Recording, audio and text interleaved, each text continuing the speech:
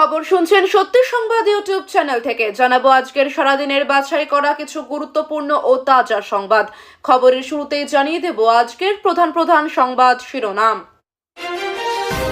যারা দেশ বিরোধী কাজ করবে বিচ্ছিন্ন করে দেব, হাওড়ায় একতা যাত্রার মঞ্চ থেকে তীব্র বার্তা শুভেন্দু অধিকারীর। এসআইআরে 1,15,00,000 নাম বাদ, 7ই ডিসেম্বর বড় ঘটনার ইঙ্গিত দিলেন শুভেন্দু। বিএসএফ কি ঘুমোচ্ছিল? এত অবৈধ বাংলাদেশি ঢুকলো কিভাবে? স্বরাষ্ট্রমন্ত্রীকে কেউ প্রশ্ন করবে না। আদালতের নির্দেশের পরও বাংলাকে 100 দিনের টাকা দিচ্ছে না কেন্দ্র, কেন এই জট? ডকুমেন্টস নেই তাই দেশে ফিরছি, ভারত ছাড়ার হিড়িকে বাংলাদেশিদের ভিড় সীমান্তে। রাজ্যপালের বিরুদ্ধে আক্রমণ শানাতে গিয়ে এবার সার নাম নিলেন কল্যাণ। সিসিটিভি কলকাতা পুলিশের হাতে অস্ত্র ফেলে দিলে রাজভবন কালিমা লিপ্ত হতে পারে, বিস্ফোরক শুভেন্দু। রাজ্যের আপত্তি খারিজ, মেমারিতে শুভেন্দুর সভায় অনুমতি দিল হাইকোর্ট শর্ত সহ। কাজ নেবেন না, ঠিকাদারদের সতর্ক করলেন শুভেন্দু, পাল্টা প্রতিক্রিয়া ফিরহাদের। হাওড়ায় শুভেন্দুর নেতৃত্বে একতা যাত্রা, বিজেপি সমর্থকদের উচ্ছ্বাস তুঙ্গে। মুসলিম খ্রিস্টানরা দেশকে পুজো করলে তারাও হিন্দু, মোহন ভাগবত। নির্যাতিতাকে ফের নির্যাতন পুলিশের, যোগী সরকারকে আক্রমণ তৃণমূলের। বাংলাকে বিহার উত্তরপ্রদেশের মতো বদলে দেব, শুভেন্দু অধিকারীর মন্তব্য।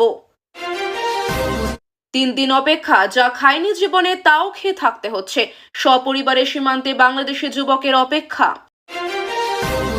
মৌমাছির হানায় মৃত্যু, পুরুলিয়ার শীতলের, প্রাতঃভ্রমণী শেষ জীবনের পথ। লালকেল্লা বিস্ফোরণ নিয়ে প্রাক্তন পাক প্রধানমন্ত্রী, ঘুষকে মারা হে, দেহ গুণে শেষ করতে পারছে না। এসআইআর শুরু হতে সীমান্তে বাংলাদেশিদের ঢল, শত শত অনুপ্রবেশকারীর ভিড়। মৃত্যুদণ্ডে কি ভয় পাচ্ছেন শেখ হাসিনা? মুখ খুললেন আসাদুজ্জামান কামাল, এক্সক্লুসিভ সাক্ষাৎকার। হাসপাতালের রোগীর পাশে মদ্যপান, নিরাপত্তা নিয়ে প্রশ্ন, নার্স পেলেন প্রশংসা। রাহুল গান্ধীর বিরুদ্ধে 272 প্রাক্তন বিচারপতি ও আমলার খোলা চিঠি, ইসির ভাবমূর্তি কি নষ্ট হচ্ছে? এসএসসি মামলায় নতুন মোড়, ইন্টারভিউ তালিকা থেকে বাদ নীতিশের নাম, সম্পূর্ণ তথ্য প্রকাশের নির্দেশ।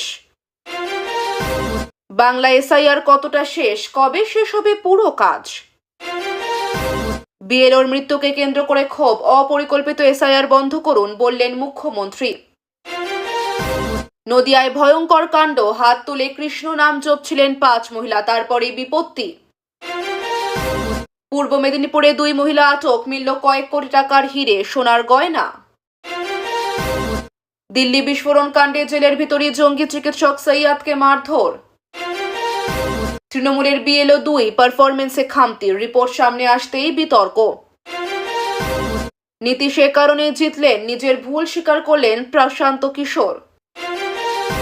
বনগাঁয় পরিত্যক্ত ব্যাগ থেকে উদ্ধার নরকঙ্কাল, এনআরএস ছাত্রের তদন্তে মিলল রহস্যভেদ। রেলের বড় পদক্ষেপ, এক ধাক্কায় কমে গেল বাড়ি তৈরির খরচা।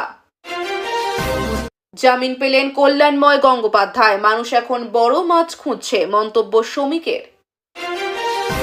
বিএলও মৃত্যুকে কেন্দ্র করে সংঘাত, মমতাকে বিষাক্ত মিথ্যেবাদী বললেন অমিত মাল্লব্য। আরজিকর মামলায় নতুন মোড়, সুপ্রিম কোর্টে তীব্র বাকবিতণ্ডা। মালদহে এআইএমআইএম শক্তি বাড়াচ্ছে, বিধানসভা লক্ষ্যে সংগঠনের জোর।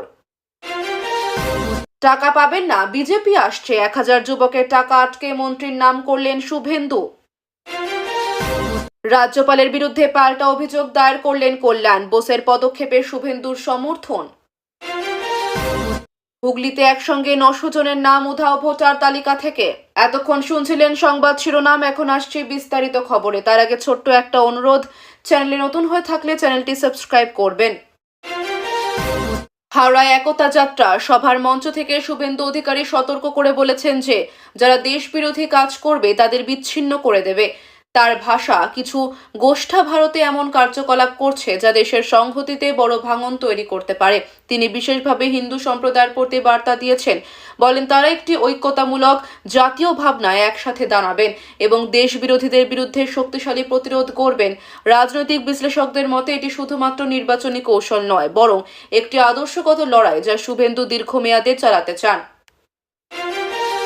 শুভেন্দু দাবি করেছেন যে এসআইআর প্রক্রিয়ার কারণে প্রায় 1,15,00,000 নাম বাদ পড়েছে এবং এরই প্রেক্ষিতে 7ই ডিসেম্বর একটি বড় ঘটনা ঘটতে পারে। তার মতে এই নাম কেটে দেওয়া হচ্ছে অনুপ্রবেশকারীদের বা সাম্প্রদায়িক ভোটারদের, তাদের বিরুদ্ধে দৃষ্টিকোণ থেকে রাজনৈতিক প্রভাব বাড়ানোর ন্যাক্কারজনক পরিকল্পনায়। তিনি এমন তথ্য ও চার্ট তুলে ধরেন যা বলে দেয় যে ভোটার তালিকা পরিবর্তনের প্রক্রিয়া স্বচ্ছ নয় এবং নিবন্ধন তথ্যকে রাজনৈতিক অস্ত্র হিসেবে ব্যবহার করা হচ্ছে। সীমান্ত নিরাপত্তা প্রসঙ্গে উত্তেজনা নতুন করে আছড়ে পড়েছে। শুভেন্দু ও অন্যান্য বিরোধী নেতারা প্রশ্ন তুলছেন যে কিভাবে এত অবৈধ বাংলাদেশি ভারতে প্রবেশ করতে পারছে এবং কেন বিএসএফ এই বিষয়ে আরও কঠোর পদক্ষেপ নিচ্ছে না। তার অভিযোগ, রাজ্য সরকার সীমান্ত সুরক্ষা বাড়াতে ভালোভাবে সমন্বয় করছে না, আর এই দুর্বলতা ন্যাশনাল সিকিউরিটি হুমকিতে পরিণত হচ্ছে। বিপরীত দৃষ্টিকোণ থেকে নিরাপত্তা বাহিনী বলছে তারা সক্রিয়ভাবে সীমান্তে নজর দিচ্ছে এবং বহু অনুপ্রবেশকারী আটকাচ্ছে বা ফিরিয়ে পাঠাচ্ছে। কেন্দ্র ও রাজ্য সরকারের মধ্যে অর্থনৈতিক উত্তেজনা তৈরি হয়েছে। শুভেন্দু প্রশ্ন তুলেছেন, আদালতের নির্দেশ থাকা সত্ত্বেও কেন কেন্দ্র বঙ্গকে 100 দিনের কর্মসংস্থান প্রকল্পের জন্য অর্থ দিচ্ছে না? এই প্রকল্প গ্রামীণ শ্রমিকদের জন্য গুরুত্বপূর্ণ এবং তহবিল না আসায় অনেক শ্রমিক অনিশ্চয়তায় রয়েছে। বিরোধীরা বলছেন কেন্দ্র রাজনৈতিক উদ্দেশ্য নিয়ে অর্থ প্রদান দেরি করছে, যা রাজ্যের প্রতি অবিচারের নজির তৈরি করতে পারে। সীমান্তবর্তী এলাকায় ফের বাংলাদেশি নাগরিকরা দেশ ছাড়ার হিড়িক দেখাচ্ছেন। অনেকেই বলছেন তাদের বাবা দাদা সময়ের দস্তাবেজ নেই, যা ভুল আছে, তাই তারা ফিরে যেতে চান। সীমান্তের কিছু জায়গায় তাদের জমায়েত দেখা গেছে, যেখানে তারা পরবর্তী পদক্ষেপ ও নিরাপত্তা সংক্রান্ত আলোচনায় ব্যস্ত। রাজনৈতিক দলগুলো এই বিষয়কে এসআইআর পর্যায়ে নাগরিকদের অধিকার, নির্বাচন এবং নিরাপত্তার সাথে যুক্ত একটি বড় রাজনৈতিক ইস্যু হিসেবে উপস্থাপন করছে। কল্যাণ বন্দ্যোপাধ্যায়ের বিরুদ্ধে রাজভবন থেকে মামলার দিক নির্দেশনার বিষয়টি নতুন মাত্রায় এসেছে। শুভেন্দু ও অন্যান্য বিরোধীরা দাবি করছেন উচ্চপদস্থ রাজনৈতিক নেতারা আইন ব্যবস্থার উপর প্রভাব বিস্তার করার চেষ্টা চালাচ্ছে। রাজ্যপাল দফতর ইতিমধ্যে অভিযোগ গুগলেছে এবং তারা প্রমাণ ও সাক্ষ্য সংগ্রহের পদক্ষেপ নিচ্ছে। এই মামলা রাজ্য রাজনীতিতে প্রশাসনিক স্বচ্ছতা ও ক্ষমতার অপব্যবহার নিয়ে গুরুত্বপূর্ণ প্রশ্ন তুলছে।